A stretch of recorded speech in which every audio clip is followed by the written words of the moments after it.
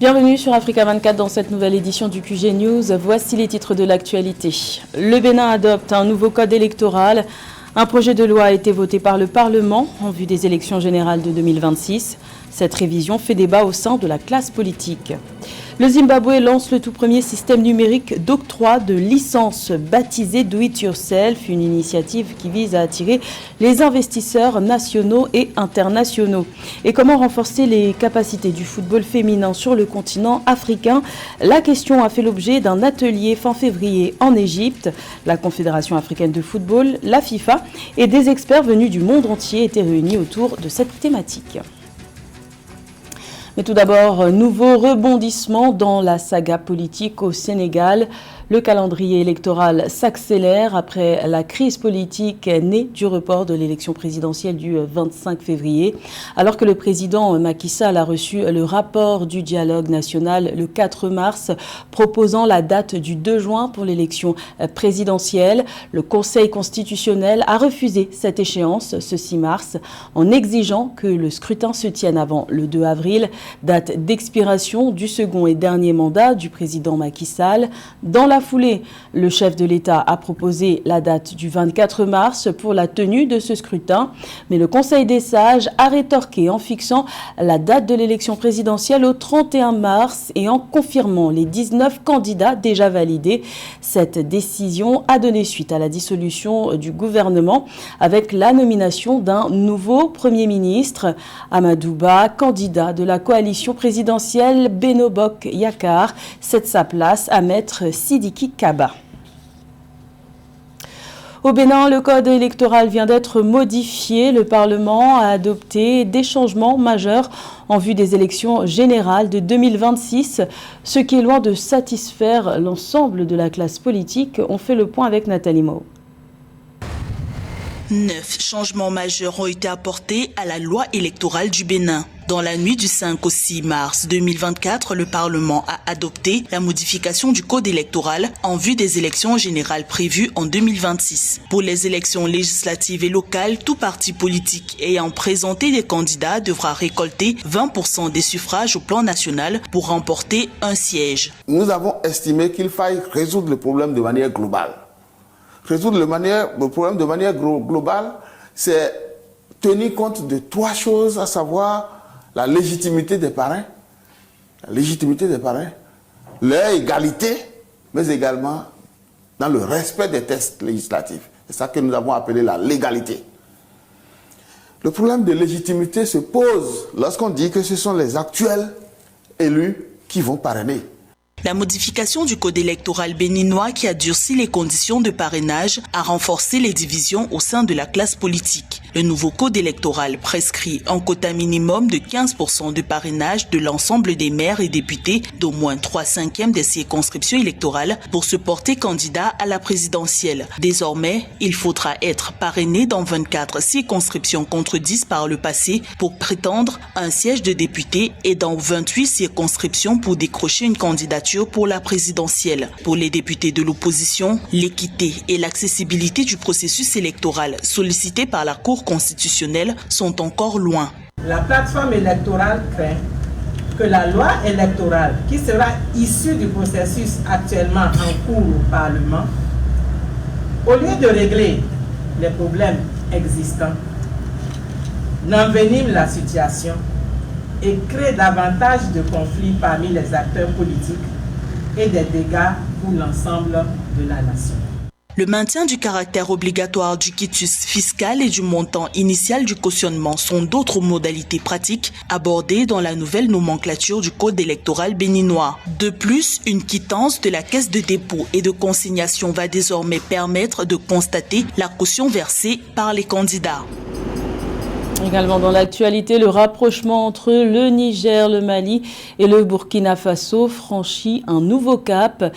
Les 3 pays dirigés par des régimes militaires déjà réunis au sein de l'Alliance des États du Sahel, AES, ont annoncé ce 6 mars la création d'une force militaire conjointe dans les plus brefs délais pour lutter contre le terrorisme et faire face aux défis sécuritaires.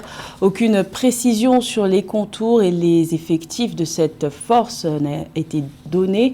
Notons que cette annonce intervient moins de 2 mois après que ces 3 pays aient notifié avec effet immédiat leur retrait de la CEDEAO, la communauté économique des États de l'Afrique de l'Ouest. Présenter un Zimbabwe moderne doté d'un pouvoir numérique, c'est l'ambition de l'agence de promotion des investissements du pays. Celle-ci vient de lancer un système numérique d'octroi de licences baptisé Do It Yourself. Objectif affiché, attirer les investisseurs nationaux et internationaux. Les explications de Mildred Diamond. Le Zimbabwe se tourne vers le numérique pour faciliter les investissements dans le pays. Avec le lancement de Do It Yourself, le tout premier système de licence d'investissement numérique du pays, le Zimbabwe devrait connaître une amélioration de son climat d'affaires, ce qui permettrait d'augmenter les flux d'investissement dans le pays. Le nouveau système mettra à la disposition des investisseurs locaux et étrangers un outil efficace en matière de mise en relation d'affaires. Le nouveau portail est une plateforme en libre service, sans corruption, efficace et rapide. Le lancement de ce portail incarne notre vision d'un Zimbabwe moderne et doté de l'autonomie numérique. Nous sommes ouverts aux affaires, désireux d'adopter l'innovation et déterminés à créer un environnement propice à l'entrepreneuriat et à l'investissement. L'expansion rapide de l'économie numérique au Zimbabwe présente une opportunité pour les investissements. Pariant sur l'investissement numérique, l'exécutif zimbabwéen a émis une monnaie numérique adossée sur l'or. En outre, l'impôt sur les sociétés est de 25,75%, tandis que la taxe sur la valeur ajoutée s'établit à 15%. Grâce au portail Do It Yourself, le délai d'approbation des licences d'investissement passera de 7 jours ouvrables à 2 à 5 jours ouvrables. Les investisseurs peuvent désormais suivre le processus de demande et d'obtention de licences à distance. À travers Internet d'aujourd'hui, on peut accélérer beaucoup de processus en matière économique et donc donner une visibilité à la création des entreprises, aux investissements dans le domaine du numérique à travers une des facilités de mise en relation ou de plateformes qui permet d'avoir des informations en temps réel. Ce n'est que l'essence même du numérique. La transition du Zimbabwe vers les plateformes numériques reflète l'engagement du pays en faveur de la modernisation et de l'efficacité de son paysage réglementaire, selon des experts. En simplifiant les procédures et en améliorant la transparence, le gouvernement veut inspirer confiance aux investisseurs et promouvoir l'entrepreneuriat en vue de catalyser la croissance économique. Face à la crise économique qui a fortement endetté l'Égypte, la Banque centrale du pays a décidé le 6 mars de relever ses taux d'intérêt directeurs de 6%. Le but, lutter contre l'inflation et unifier le taux de change du pays. Plus de détails avec Mamoudou Pam. En Égypte, la Banque centrale a pris des mesures d'anticipation contre l'inflation en augmentant le taux d'intérêt directeur à 6%. Cette décision, qui s'appuie sur une précédente hausse des taux de 2% en février 2024, fait partie d'un ensemble de réformes économiques plus larges mises en œuvre par le gouvernement dans le but de lutter contre l'inflation persistante et d'unifier le taux de change du pays. Donc, le but est stratégique et le but est bon. Parce qu'il faut à peu près, en ralentissant le niveau des emprunts des ménages, on va augmenter l'épargne, on va amener les ménages à plus épargner et tout cela va permettre à la monnaie de se stabiliser et on aura une monnaie beaucoup plus sécure, une monnaie beaucoup plus capable, une monnaie beaucoup plus forte. Et c'est le but à terme de cette augmentation du taux de change. Depuis quelques semaines, l'Égypte est aux prises avec une pénurie de devises, une monnaie affaiblie et des pressions inflationnistes mondiales. Face à cette situation, la Banque centrale égyptienne a souligné son engagement en faveur de la stabilité des prix et d'un régime flexible de ciblage de l'inflation. Du fait de l'augmentation des réserves de la Banque centrale, la monnaie égyptienne va être beaucoup plus stable. Étant beaucoup plus stable, elle pourra donc acheter des biens de consommation à l'étranger du fait que sa stabilité lui permet d'acquérir plus facilement les devises et les prix qui avaient tendance à monter dans un taux d'intérêt bas ne pourront plus monter puisque la consommation va baisser. L'élimination du marché parallèle des changes devrait réduire l'inflation et stabiliser l'économie à moyen terme. Cependant, la Banque centrale de l'Égypte reconnaît que le resserrement de la politique monétaire pourrait à court terme freiner la croissance du crédit au secteur privé. Toutefois, elle estime que la maîtrise de l'inflation est cruciale pour la stabilité économique à long terme et la croissance durable du secteur privé. Le Maroc et la Mauritanie renforcent leur coopération dans le domaine de l'éducation et de la recherche scientifique.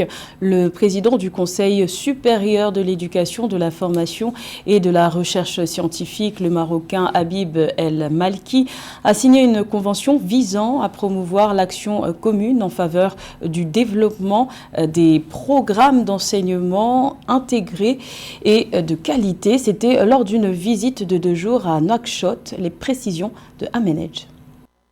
Le Maroc et la Mauritanie veulent renforcer leur coopération en matière d'éducation et de recherche scientifique. À cet effet, une série d'entretiens a eu lieu les 4 et 5 mars 2024 à Nouakchott entre le Conseil supérieur de l'éducation, de la formation et de la recherche scientifique au Maroc et des responsables du secteur éducatif mauritanien. Cette visite, visant à fructifier les efforts entre les 2 pays, a été également marquée par la signature d'une convention de partenariat bilatéral. La coopération en matière d'éducation entre le royaume chérifien et la Mauritanie date depuis la fin des années 70, après la reconnaissance par le Maroc en 1973 de l'indépendance et l'existence de la Mauritanie comme État indépendant. Beaucoup de cadres mauritaniens ont été formés au Maroc dans tous les domaines et même les cadres de l'armée. Beaucoup sont issus des académies royales marocaines. Début janvier 2024, l'université Mohamed V de Rabat et celle de Nouakchott avaient convenu d'un plan de travail conjoint pour l'année 2024. Il vise à impulser une dynamique à travers le renforcement de l'échange d'expériences, d'expertise et de co-tutelle des thèses de doctorat. Au titre de l'année universitaire 2019-2020, on dénombre plus de 1200 étudiants mauritaniens poursuivant leurs études universitaires dans les établissements d'enseignement supérieur public au Maroc. Le renforcement de la coopération est à saluer, tout en mettant l'action que la Mauritanie doit renforcer ses capacités éducatives dans tous les domaines afin de pallier à toutes les éventualités pour sa propre indépendance. Entre 2021 et 2024, le budget marocain du ministère de l'Éducation nationale a été augmenté de 15 milliards de dirhams, soit une hausse de 25%. La Mauritanie, quant à elle, a prévu dans son budget 2024 plus de 8 milliards d'ouguiyas pour le ministère de l'Éducation et de la réforme du secteur éducatif. Des prévisions qui dénotent de l'importance accordée à cette branche, un des leviers majeurs de la politique des 2 États. Renforcer les capacités du football féminin sur le continent africain en vue d'améliorer la discipline. C'était l'objectif de l'atelier qui s'est tenu fin février au Caire en Égypte. Ces travaux de 4 jours ont réuni la Confédération africaine de football, CAF, la FIFA et des experts venus du monde entier. Le point avec José Douglas. La CAF a tenu un atelier de 4 jours sur le renforcement des capacités du football féminin africain au Caire en Égypte, visant à améliorer les opérations pour les associations membres de la CAF. Un symposium qui a démarré fin février et en présence des administrateurs des associations membres de la CAF. Le succès de la Coupe d'Afrique des Nations CAF Total Energy Côte d'Ivoire 2023 a braqué les projecteurs sur l'Afrique.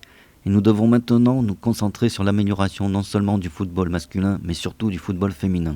Sur le terrain, de nombreux progrès ont été réalisés et nous devons poursuivre sur cette lancée. Le football féminin est l'une des priorités de Patrice Motsepe, président de la CAF. Ce séminaire de 4 jours a permis aux administrateurs du football de tout le continent de se pencher sur les dernières tendances que prend le football mondial. Les participants ont pu discuter de divers sujets tels que le marketing, la communication, la stratégie, le leadership et le développement du football féminin, entre autres. L'atelier était une continuation de ce qui a été commencé en 2019 et qui a donné à la CAF l'occasion d'évaluer la croissance depuis le premier symposium, tout en se tournant vers l'avenir. Cet atelier a réuni un groupe diversifié d'administrateurs, ce qui a permis d'échanger des idées et d'apprendre les uns des autres pour continuer à remodeler et à développer le football féminin africain. Et enfin, la chef de la division du football féminin qui a rejoint la CAF en 2018 a rajouté que nous voulons donner aux femmes la possibilité d'évoluer dans le monde du football en leur donnant les moyens de devenir des dirigeantes, des présidentes de clubs et autres, Atelier qui a été organisé en partenariat avec la FIFA et avec la participation des experts du football féminin venus du monde entier. C'était le journal de la rédaction. Merci de l'avoir suivi. L'information continue sur Africa 24.